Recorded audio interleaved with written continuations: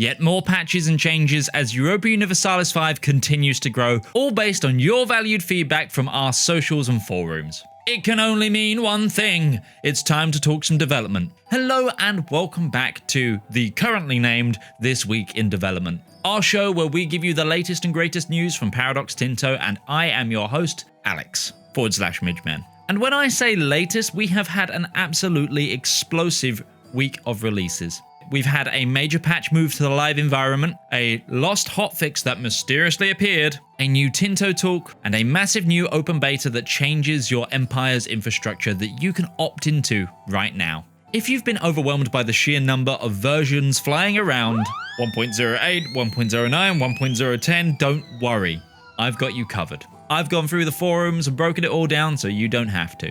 So grab a drink, settle in, and let's break down exactly what happened this week. But before we go anywhere else, I wanted to highlight this number and this number alone. Do you want to know what this is? This is the number of bug fixes I can count since we've released. And that's just from my personal ability to count, which again, can't trust sometimes. And the reason I wanted to highlight this is I know some people have been concerned about how much we've been changing the game and how much we've been focused on balance changes, when really we have actually been focusing quite hard on bug fixes. And they are very, very important to us. If you have a bug that you haven't reported, that you want to, please use our bug report link. We have a special forum dedicated to it that the devs go through quite often. As EuropaUniversalis is so expensive, there's bound to be bugs, but we are dedicated, and I mean dedicated, to fixing them. Now let's talk about the live version of the game, shall we? Patch 1.0.8 officially went out of beta into the live realms. We covered this in detail in our last episode,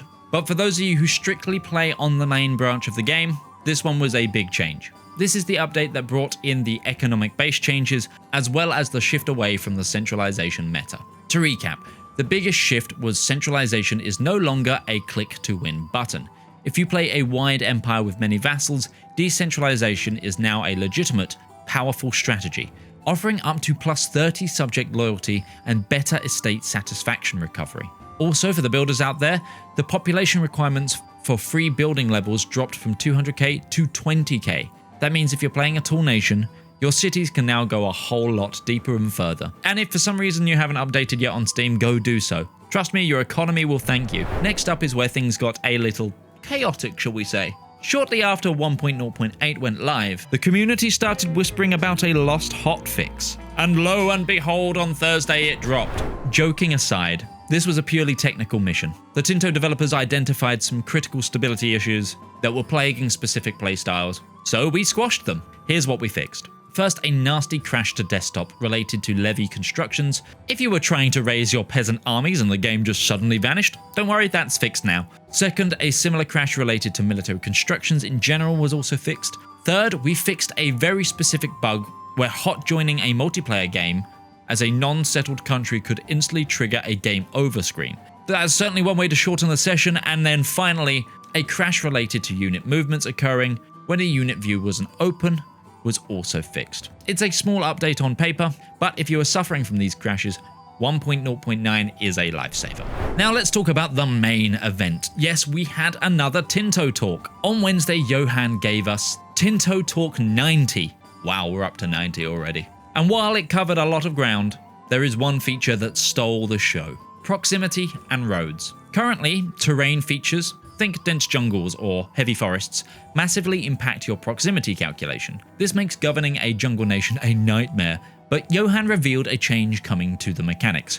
Roads will now ignore vegetation impact in regards to proximity. Let me repeat that: roads now ignore vegetation. This means that building a road isn't just a small speed boost anymore. It is the only way to effectively civilize and control rough terrain. It makes infrastructure projects essential for the expansion into wild frontiers. We also got a peek at some UI quality of life changes. Soon, you'll be able to see production efficiency of location before you construct a building there. No more mental math or guessing, the UI will tell you if that lumber mill is really worth the timber.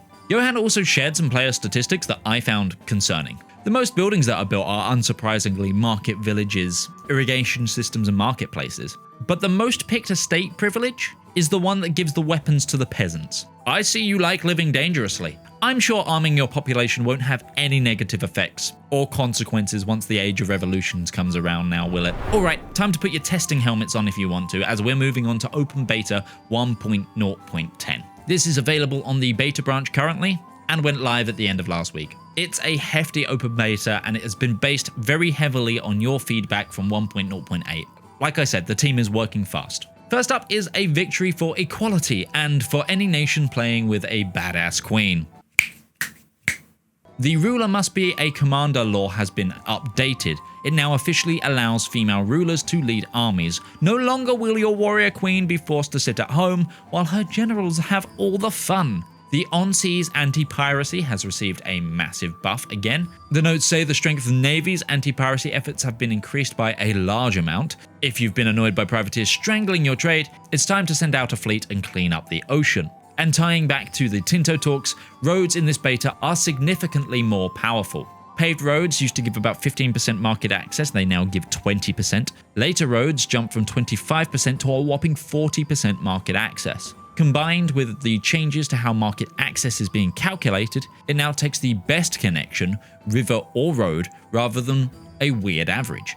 Building a highway network is now a very powerful economic tool you have. But it's not all buffs. I'm sad to say the aristocracy took a major hit. The nobles recruitment center building, well, it got decimated. It was giving 250 nobles, but now gives the accurate 25.